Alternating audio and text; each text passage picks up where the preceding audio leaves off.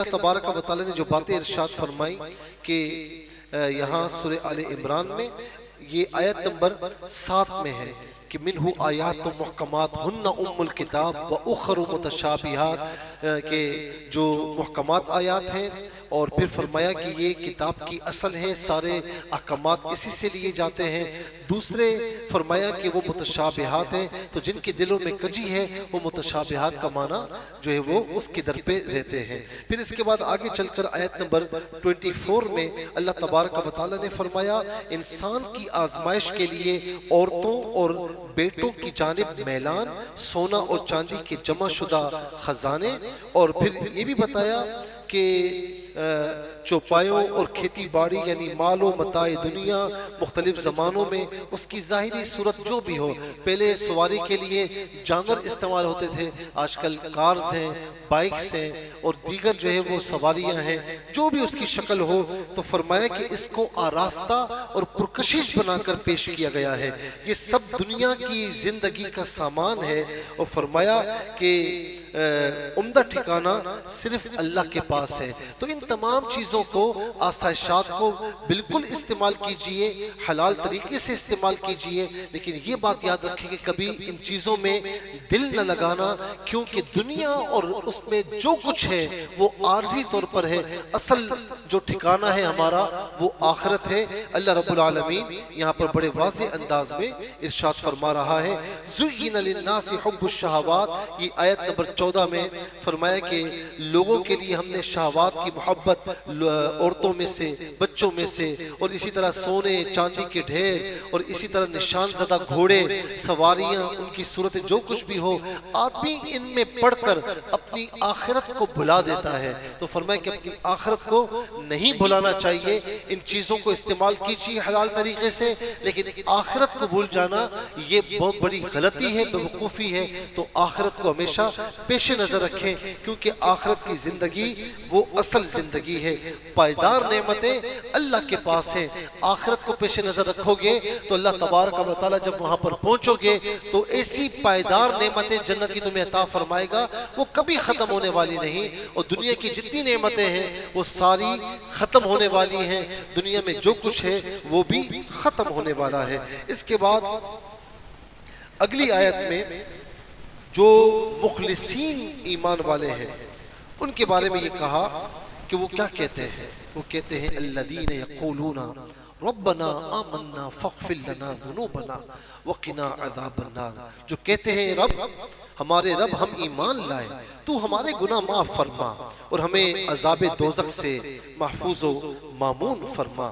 پھر ان کی کچھ خصوصیات اللہ رب العالمین نے بیان فرمائی، یہ آیت نمبر 17 میں، الصابرین، صبر کرنے والے، والصادقین، صدقہ دینے والے، والقانتین، والقانتین اس کا مطلب ہے کہ اطاعت کرنے والے، جھکنے والے، والمنفقین اور اللہ کی راہ میں جو ہے وہ خرچ کرنے والے، والمستغفرین بالاسحار۔ یہ آپ دیکھیں کہ سحر کے وقت جو رات کا اخیر حصہ ہوتا ہے، اس میں اٹھ کر اللہ تبارک و تعالیٰ کی بارگاہ میں استغفار کرنے والے، تو فرمایا کہ یہ ایمان والوں کی صفات ہیں۔ لقمان علیہ السلام نے اپنے فرزند سے فرمایا تھا کہ مرغ سے کم نہ رہنا، کہ وہ تو سحر سے صبح کے وقت سے ندا کرتا ہے، تو تو اس سے بھی پیچھے رہ جائے گا، تو بھی صبح کے وقت اٹھا کر، سحر کے وقت اٹھا کر اور اللہ تعالیٰ کی بارگاہ میں استغفار کیا کر، کہ اس وقت کی گئی کوئی دعا رد نہیں ہوتی، اللہ تعالیٰ کی رحمت پکار رہی ہوتی ہے اپنے بندوں کو۔ پھر اس کے بعد آگے چل کر اللہ تبارک و تعالیٰ نے ایک آیت کریمہ جو کہ آیت نمبر 18 ہے، شہید اللہ انہ لا الہ الا اللہ والملائکۃ واولو العلم قائما بالقسط، یہ آیت کریمہ کہ اللہ نے گواہی دی کہ اس کے سوا کوئی معبود نہیں، فرشتوں نے، علم والوں نے انصاف سے قائم ہو کر گواہی دی کہ اس کے سوا کوئی معبود نہیں، کسی کی عبادت نہیں، وہی عزت والا، حکمت والا ہے۔ یہ بڑی اپنی فضیلت کے اعتبار سے بڑی عجیب و غریب آیت کریمہ ہے۔ اس کے بارے میں آتا ہے کہ دو احبار آل یہود میں سے وہ حضور نبی کریم صلی اللہ علیہ وسلم کی بارگاہ میں آئے، اور یہ آئے تھے شام سے، اور ملک شام سے آئے تھے۔ مدینہ طیبہ دیکھا، ایک دوسرے سے کہنے لگے کہ نبی آخر الزمان علیہ السلام کی جو شعر کی صفات ہیں وہ یہی ہیں جو اس شہر میں پائی جاتی ہیں۔ جب آقا علیہ السلام کی بارگاہ میں حاضر ہوئے، شکل دیکھی، شکل و صورت دیکھی آقا علیہ السلام کی پیاری صورت، اور آپ کی عادتیں دیکھی، تو تورات کے مطابق دیکھ کر حضور کو پہچان لیا اور عرض کیا کہ آپ محمد ہیں؟ انہوں نے آقا علیہ السلام نے فرمایا ہاں میں محمد ہوں صلی اللہ علیہ وسلم۔ آپ احمد ہیں؟ فرمایا ہاں میں احمد ہوں۔ کہا کہ ہم ایک سوال کرنا چاہتے ہیں، اگر آپ نے ٹھیک جواب دے دیا تو ہم آپ پر ایمان لے آئیں گے۔ فرمایا سوال کرو۔ انہوں نے عرض کی کہ کتاب اللہ میں سب سے بڑی شہادت کون سی ہے؟ جب انہوں نے یہ سوال کیا تو یہ آیت کریمہ نازل ہوئی، شہید اللہ انہ لا الہ الا اللہ الا ہو والملائکۃ واولو العلم قائما بالقسط۔ ان دونوں احبار نے جو اہل یہود میں سے بڑے عالم تھے، علماء تھے، انہوں نے جب یہ سنا تو حضور نبی کریم علیہ السلام کی بارگاہ میں ایمان لے آئے۔ اور سعید بن جبیر رضی اللہ تعالیٰ عنہ سے مروی ہے کہ کعبہ معظمہ میں 360 بت تھے۔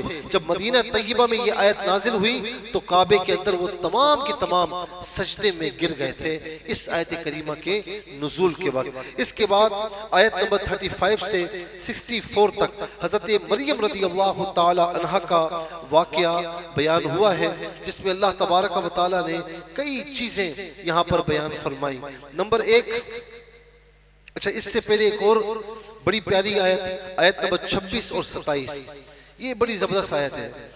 قل اللہم مالک الملک تؤتی الملک من تشاء وتنزع الملک ممن تشاء وتعز من تشاء وتذل من تشاء بیدک الخیر انک علی کل شیء قدیر، کہ یوں عرض کر اے اللہ ملک کے مالک، تو جسے چاہے سلطنت دے، جسے چاہے سلطنت چھین لے، جسے چاہے عزت دے، جسے چاہے ذلت دے، ساری بھلائی تیری ہاتھ میں ہے، بے شک تو سب کچھ کر سکتا ہے۔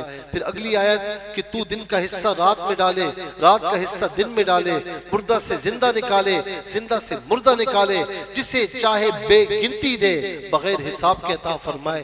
یہ خاص طور پر جو 26ویں آیت ہے، اس کے بارے میں یہ آتا ہے کہ اللہ تبارک و تعالی کہ کوئی بندہ اگر عزت چاہے کہ اس کی عزت ہو، لوگ اس کا احترام کریں، کبھی کوئی اسے بے عزت نہ کرے، تو اس آیت کریمہ کو ایک تعداد مقرر کر کے پڑھ لیا کرے کہ یہ جو آیت کریمہ ہے کہ مالک الملک تؤتی الملک من تشاء وتنزع الملک ممن تشاء وتعز من تشاء وتذل من تشاء بیدک الخیر انک علی کل شیء قدیر، ایک تعداد مقرر کر کے اسے پڑھے، کبھی انشاءاللہ کسی مرحلے پر بے عزت نہیں ہوگا، کبھی رسوا نہیں ہوگا، ہر کوئی عزت کے ساتھ پیش آئے گا۔ اس کے بعد آیت نمبر 35 سے لے کر 64 تک اللہ تبارک و تعالیٰ نے حضرت مریم کا واقعہ بیان فرمایا۔ اور پھر عمران بن ماسان، یہ حضرت مریم رضی اللہ تعالی عنہ کے والد ہیں، ان کی والدہ کا نام حنہ بنت فاقوزہ ہے۔ اللہ تعالیٰ نے فرمایا جب عمران کی بیوی نے عرض کیا اے میرے رب جو حمل میرے پیٹ میں ہے اس کو میں نے تیرے بیت المقدس کی خدمت کے لیے میں نے آزاد رکھنے کی نظر مانی ہے، سو تو میری طرف سے اس نظر کو قبول فرما، بے شک تو بہت سننے والا خوب جاننے والا ہے۔ پھر قرآن کہتا ہے کہ اس کے یہاں لڑکی ہوئی، فلما وضعتھا، آیت نمبر 36 میں کہ لڑکی ہوئی تو وہ پریشان ہو گئی کہ یہ کیا ہو گیا، اور بیٹی کی امید لگائے بیٹھی تھی۔ اللہ تعالیٰ خوب جانتا ہے اس کے یہاں کیا پیدا ہوا، تو کہنے لگی کہ میرا مطلوب لڑکا تھا، لڑکی کی مثل وہ لڑکی کی مثل نہیں ہو سکتا، مجھے تو نے لڑکی عطا فرمائی، میں نے اس کا نام مریم رکھا، اس کا معنی ہے عبادت گزار، اور میں اس کو اور اس کی اولاد کو شیطان مردود کی شر سے تیری پناہ میں دیتی ہوں۔ اس کے بعد اگلی آیت میں ہے کہ اللہ تعالیٰ نے مریم کو اپنی بارگاہ میں قبول فرمایا۔ حضرت مریم کی جو والدہ تھی حنہ بنت فاقوزہ، حضرت عمران بن ماسان کی زوجہ محترمہ تھی، انہوں نے منت مانی کہ اگر لڑکا ہوگا تو بیت المقدس کے کاموں کے لیے وقف کر دوں گی۔ اب لڑکی ہو گئی تو عرض کرنے لگی مولا یہ کیسے ہوگا، لڑکی تو وہاں پر وقف نہیں ہو سکتی۔ تو اللہ رب العالمین فرماتا ہے کہ لڑکی ہونے کے باوجود ہم نے اسے اپنی بارگاہ میں قبول فرمایا، اسے عمدہ طریقے سے پروان چڑھایا۔ زکریا علیہ السلام تربیت کے لیے ان کی کفیل بنے۔ حضرت مریم کو بیت المقدس کے ایک حجرے میں ٹھہرایا گیا جسے محراب مریم کہا جاتا ہے، آج بھی یہ مقام بطور یادگار موجود ہے۔ پھر جب زکریا علیہ السلام مریم کے پاس بے موسم کے پھل دیکھتے تو حیران ہو کر کہتے اے مریم یہ بے موسم کے پھل کہاں سے آئے؟ حضرت مریم نے کہا یہ اللہ کی جانب سے ہے۔ اس موقع پر زکریا علیہ السلام کے دل میں اولاد کی خواہش ابھری کہ جو رب مریم کو بے موسم کے پھل عطا فرما سکتا ہے وہ مجھے اس بڑھاپے میں اولاد کیوں نہیں عطا فرما سکتا؟ اس وقت آپ کی عمر 120 سال تھی، آپ کی زوجہ محترمہ بانجھ تھی، ان کی عمر مبارکہ 80 برس تھی۔ اور پھر اس مقام پر محراب مریم میں آ کر انہوں نے دعا کی رب ہب لی من لدنک ذریۃ طیبہ انک سمیع الدعاء۔ یہ آیت نمبر 38 سے سورہ آل عمران، اس کا ترجمہ یہ کہ میرے رب تو مجھے اپنی جانب سے ستھری اولاد عطا فرما، بے شک تو دعاؤں کو سننے والا ہے۔ آیت نمبر 38 میں کہ یہ دعا کی، اور آیت نمبر 39 میں اللہ تبارک و تعالیٰ نے یحییٰ علیہ السلام کی خوشخبری عطا فرما دی۔ اس کا مطلب کیا ہے کہ اللہ کے نبی زکریا علیہ السلام، اللہ کے برگزیدہ نبی یہاں پر محراب مریم میں آ کر دعا کر رہے ہیں، تو کیا وہ ویسے دعا کرتے قبول نہ ہوتی؟ محراب مریم میں آ کر دعا کرنا چونکہ یہ تعلیم کے لیے ہے، اللہ کے نبی کی طرف سے تعلیم ہے کہ جس مقام پر اللہ والے ہوں، جو مقام ان سے منسوب ہو جائے، اس مقام پر آ کر دعا کرنا یہ اللہ کے نبی کی سنت ہے۔ اور دوسری بات، لوگ کہتے ہیں کہ جی اللہ تعالیٰ تو ہر کہیں سنتا ہے، ہر کہیں سنتا ہے، کہیں بھی دعا کی جائے تو اللہ تعالیٰ قبول فرمانے والا۔ یاد رکھیں اللہ تعالیٰ ہر جا سنتا ہے، ہم کہیں سے بھی دعا کریں وہ سماعت فرماتا ہے، لیکن یاد رکھیں کہ جب اللہ والوں کے وسیلے سے، ان کی نسبتوں سے جب اللہ تعالیٰ کی بارگاہ میں دعا کی جاتی ہے تو اللہ تعالیٰ سنتا تو ضرور ہے، جلد اسے قبول فرما لیتا ہے۔ کہ یہاں پر زکریا علیہ السلام نے یوں دعا کی اور پھر اس کے بعد اللہ رب العالمین اسے فوراً ہی قبول فرمایا۔ پھر فرشتے نے جب وہ کھڑے نماز پڑھ رہے تھے تو آیت نمبر 39 میں ہے کہ فرشتے نے انہیں بشارت دی، بے شک اللہ آپ کو یحییٰ کی بشارت دیتا ہے جو کلمت اللہ یعنی عیسیٰ علیہ السلام کی تصدیق کرنے والے ہوں گے اور سردار ہوں گے، عورتوں سے رغبت نہ کرنے والے ہوں گے، نبی ہوں گے۔ اور پھر زکریا علیہ السلام ان کی بیوی کو بڑھاپے اور بظاہر نا امیدی کی عمر میں بیٹے کی پیدائش کی نشانی بتاتے ہوئے یہ فرمایا، انہوں نے کہا کہ مولا میری بیوی جب حاملہ ہوگی تو نشانی کیا ہوگی؟ کوئی نشانی ہمیں بتا دے تاکہ ہمیں سکون مل جائے۔ تو اللہ تبارک و تعالیٰ نے بطور نشانی یہ بتایا کہ آپ 3 روز تک آپ بات نہیں کر سکیں گے، اللہ کی حمد و ثنا کریں گے زبان چلے گی، اور جب بات کریں گے لوگوں سے تو تمہاری زبان نہیں چلے گی، تو سمجھ جانا کہ تمہاری بیوی حاملہ ہو چکی ہے۔ اور پھر اللہ رب العالمین نے فرشتے کے ذریعے حضرت مریم اور پھر ایسا ہی ہوا، اور زکریا علیہ السلام کو اللہ رب العالمین نے بڑھاپے میں یحییٰ علیہ السلام اولاد کی صورت میں عطا فرمائی، جو کہ اللہ کے نبی ہیں، اللہ کے برگزیدہ نبی ہیں۔ پھر اللہ تعالیٰ نے فرشتے کے ذریعے حضرت مریم کو بیٹے کی بشارت دیتے ہوئے فرمایا کہ ان کا نام مسیح عیسیٰ ابن مریم ہے، اور ان کے پھر اوصاف بھی بیان فرمائے۔ اوصاف کیا بیان فرمائے؟ ذرا اس کو بھی سماعت کر لیجئے۔ فرمایا کہ جو ان کے اوصاف ہوں گے وہ کیا ہوں گے؟ اس کا فرمایا کہ وہ دنیا اور آخرت میں معزز ہوں گے، عزت والے ہوں گے۔ اور پھر دوسری بات بتائی کہ گہوارے اور پختہ عمر میں لوگوں سے کلام کریں گے اور انہیں کتاب اور حکمت تورات اور انجیل کی تعلیم دیں گے، اور بنی اسرائیل کی طرف رسول ہے۔ حضرت مریم نے بن بیاہی ماں بننے پر حیرت کا اظہار فرمایا، تو فرمایا کہ اللہ جب کسی کام کا ارادہ فرماتا ہے تو اس کے لیے ظاہری اسباب کی ضرورت نہیں ہوتی، بلکہ صرف اللہ کا فرمان کن کافی ہو جاتا ہے۔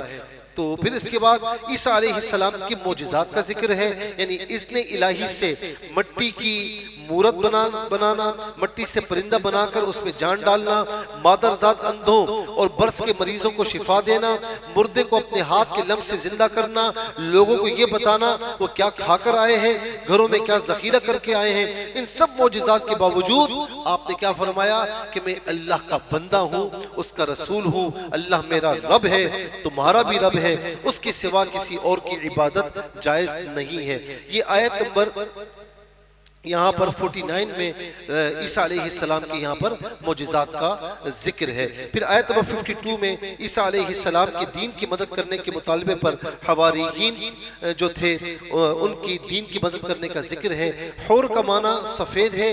عیسیٰ علیہ السلام کے ساتھیوں کو حواری اس لیے کہتے ہیں کہ وہ سفید کپڑے پہنتے تھے۔ پھر کسی بھی شخص کے مخلص مصاحب کو حواری کہا جانے لگا۔ ہمارے نبی علیہ السلام نے فرمایا کہ ہر نبی کے حواری ہوتے ہیں، میرے حواری زبیر بن عوام رضی اللہ تعالی عنہ ہیں۔ پھر عیسیٰ علیہ السلام کے آسمان کی طرف اٹھائے جانے کا ذکر ہے، اور یہ کہ جس طرح اللہ نے امر کن سے آدم کو مٹی سے پیدا فرمایا، اس طرح عیسیٰ علیہ السلام کو بن باپ کے پیدا فرمایا۔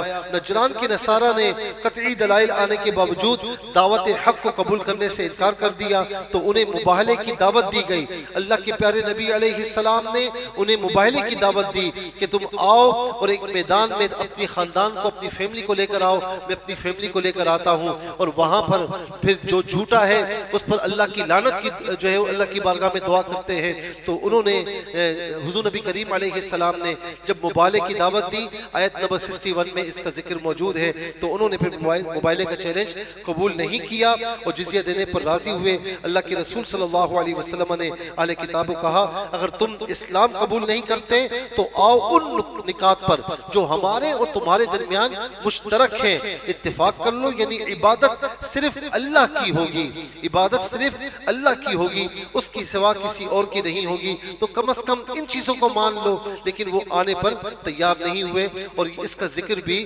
آیت نمبر 64 میں موجود ہے کہ تعالوا الی کلمۃ سواء بیننا وبینکم۔ ظاہر ہے کہ جہاں پر کسی بات پہ اتفاق نہ ہو رہا ہو، لڑائی جھگڑوں کی صورت نکل رہی ہو، تو وہاں پر کیا فرمایا کہ اہل کتاب مشترکات پر جمع ہونا چاہے تو اس پر آ جائے، لیکن اس پر بھی وہ جمع نہیں ہوئے۔ یعنی اس بات کو تو یہ کر لینا کہ بھئی اللہ وحدہ لا شریک ہے، اس کی سوا کسی کی عبادت نہیں جائز، لیکن وہ اس بات کو بھی ماننے کو تیار نہیں ہوئے۔ آیت نمبر 67 میں اہل کتاب کی ابراہیم علیہ السلام کے متعلق یہودی اور نصرانی ہونے کی غلط بیانی ہے، اور ابراہیم علیہ السلام کے ملت حنیف پر ہونے اور مشرکین میں سے نہ ہونے کا ذکر موجود ہے۔ ما کان ابراہیم یہودیا ولا نصرانیا ولکن کان حنیفا مسلما وما کان من المشرکین۔ یہ آیت نمبر 67 ہے کہ ابراہیم نہ یہودی تھے نہ نصرانی تھے، وہ پکے مسلمان تھے، مشرکین میں سے نہیں تھے۔ پھر اس کے بعد آیت نمبر 77 میں اللہ رب العالمین نے فرمایا جو لوگ اللہ کے عہد اور اپنی قسموں کے عوض تھوڑی قیمت لیتے ہیں ان لوگوں کے لیے آخرت میں کوئی حصہ نہیں، اور نہ آخرت میں اللہ ان سے کلام فرمائے گا اور نہ ہی ان کو پاکیزہ کرے گا۔ پیسوں کے لیے غلط قسمیں کھانا، اس دور میں ان کے جو علماء تھے وہ ان کے پاس کوئی آتا حضور نبی کریم علیہ السلام کے متعلق پوچھتا تو وہ اس خوف سے کہ ہمارا جو چندہ آ رہا ہے وہ رک نہ جائے تو تھوڑے پیسوں کے عوض میں وہ جھوٹ بولا کرتے تھے کہ نبی علیہ السلام کا تورات میں انجیل میں کوئی ذکر نہیں ہے۔ تو اس کا اللہ رب العالمین نے یہاں بیان فرمایا۔ اور دوسرا یہ کہ ہمارے یہاں بھی حق چھپانے کے لیے کوئی قسم کھا لے اور کہے کہ جی مسئلہ ایسا نہیں ایسا، وہ بھی اسی زمرے میں آئے گا۔ اسی طرح کوئی اپنا سودا بیچنے کے لیے اللہ کی قسمیں کھا کر سودا بیچے گا اور جھوٹ بولے گا تو وہ بھی اسی زمرے میں آئے گا کہ چند پیسوں کے عوض میں اللہ کا نام ہم بیچ رہے ہیں۔ اللہ تعالیٰ سب کو محفوظ و مامون فرمائے۔ پھر آیت نمبر 81 میں عالم ارواح کی اس عظیم واقعے کا بیان ہے جس میں جو ایک جسے کہتے ہیں میثاق رسالت۔ آیت نمبر 81 میں وَإِذَا أَخَذَ اللَّهُ مِيثَاقَ النَّبِيِّينَ لَمَا آتَيْتُكُم مِّن كِتَابٍ وَحِكْمَةٍ ثُمَّ جَاءَكُمْ رَسُولٌ مُصَدِّقٌ لِّمَا مَعَكُمْ لَتُؤْمِنُنَّ بِهِ وَلَتَنصُرُنَّهُ قَالَ أَأَقْرَرْتُمْ وَأَخَذْتُمْ عَلَى ذَلِكُمْ إِصْرِي۔ یہ باقاعدہ اللہ رب العالمین نے فرمایا کہ رسول یاد کیجئے جب اللہ نے تمام نبیوں سے پختہ عہد لیا کہ میں تم کو اپنی باری میں دنیا میں بھیج کر کتاب اور حکمت عطا فرماؤں گا، پھر تمہارے پاس وہ عظیم رسول آئیں جو اس چیز کی تصدیق کرنے والے ہوں جو تمہارے پاس ہے، تو تم ان پر ضرور ایمان لانا، ضرور ان کی مدد کرنا، ان کی نبوت کا اعلان کرنا۔ اللہ نے فرمایا کیا تم نے اقرار کر لیا اور میرے اس باری عہد کو قبول کر لیا؟ انہوں نے کہا ہم نے اقرار کر لیا۔ تو اللہ نے فرمایا بس گواہ رہنا میں بھی تمہارے ساتھ گواہوں میں سے ہوں۔ اس میثاق سے یہ معلوم ہوا کہ ختم المرسلین صلی اللہ علیہ وسلم پر ایمان اور آپ کی نصرت، آپ کی حمایت کا ہر نبی پابند رہا، اور پھر اس کا عملی مظاہرہ شب معراج کو اس وقت ہوا جب آدم سے لے کر عیسیٰ تک سارے انبیاء علیہم السلام، رسول کرام علیہم السلام تمام آپ کی اقتداء میں موجود ہیں۔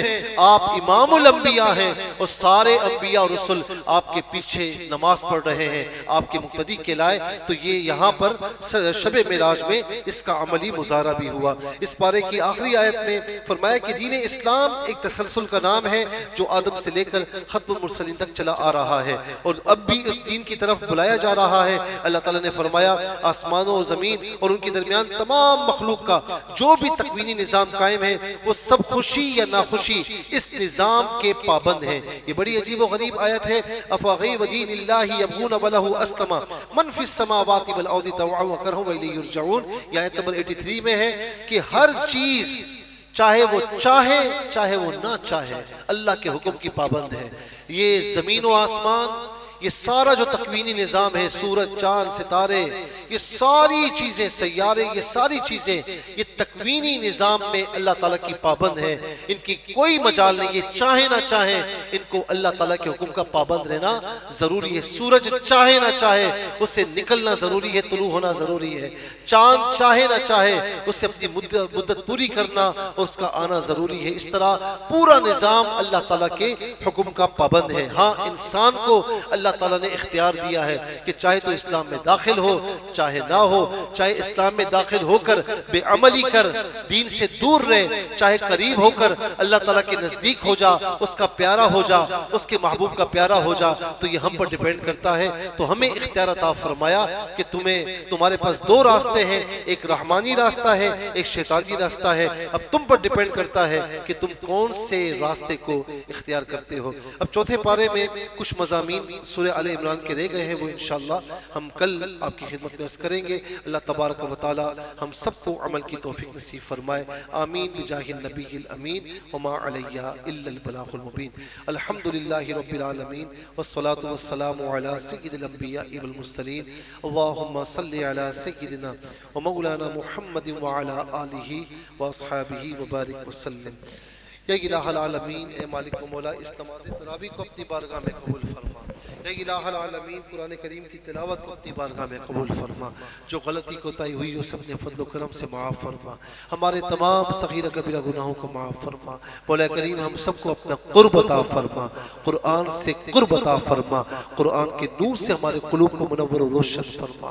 یا الہ العالمین، ساری افطاری روزوں کی روحانیت ہم سب کو عطا فرما۔ یا الہ العالمین، ہمیں خاص طور پر پورے ماہ رمضان قرآن سے جڑے رہنے کی توفیق نصیب فرما۔ مولا کریم ان سب کا یہاں پر آنا اپنی بارگاہ میں قبول فرما۔ اے مالک و مولا، بیماروں کو شفا عطا فرما، بے اولادوں کو نیک و صالح اولاد نصیب فرما، تنگ دستوں کو وسعت رزق نصیب فرما، قرضداروں کو بار کر سے سبکدوشی نصیب فرما، بے سببوں کو اسباب مہیا فرما، جو بے رشتہ ہیں اچھے نیک صالح رشتے عطا فرما، تمام رکاوٹیں دور فرما۔ یا الہ العالمین، تمام عالم اسلام کی خیر فرما۔ دنیا بھر سے جن جن احباب نے یا الہ العالمین دعاؤں کے لیے کہا، سب کی دعائیں قبول فرما، سب کی جان و مال عزت و آبرو کی حفاظت فرما، ہمارے مرحومین کی مغفرت فرما، سب کو جنت الفردوس میں اعلیٰ مقام نصیب فرما۔ یا الہ العالمین، بار بار حرمین طیبین کی زیارت نصیب فرما، حرمین طیبین میں ایمان بالخیر موت نصیب فرما، ہماری ایک ایک دعا پر فرشتوں کی آمین فرما۔ وصلی اللہ تعالی علی خیر خلق محمد وآلہ وصحبہ اجمعین۔